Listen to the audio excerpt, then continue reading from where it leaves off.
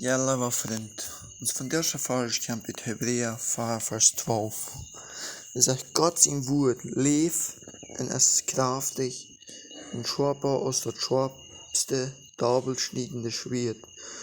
Und schnitt weit dat Seil in Jäsuten eindalt, in Leder und Mark. Friedlich, dat Wort rechte Gedanken und Einstellung am Hort. Wir haben al zoveel gezien voor het woord arbeidt. Want het woord heb ik schon van een mens te arbeiden. Dat op einmal bereikt de mens te op. Hij zegt dat hij alleen volbringt dat niet. Hij moet Jezus aannemen. Dat woord heeft een grote macht. Gott heeft de wereld als zijn woord geschaffen. Aber wat er sagt, dass das verschiedene Schwert, dat die kein Menschen, das hat ganz kaputt schneiden.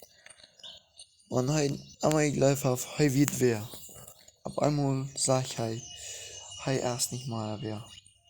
Ich muss allein Gott haben, ich allein kann nicht geraten werden. Seit das Wort verschnitt die Menschen auf einmal. Da wird auf einmal ganz weich und wahrlich. Wenn es hart ist, sogar Stein hart gewesen, Gott kann das ganz viel merken.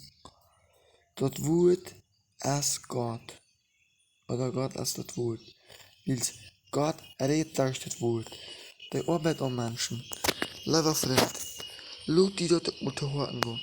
Hast mal was das Wort zu dir sein will. Und laut die auch mal kaputt. Laut die Hort auch mal wegmerken von das Wort. Weil Gott will, dass du in der Abend eine Vergebung fragst.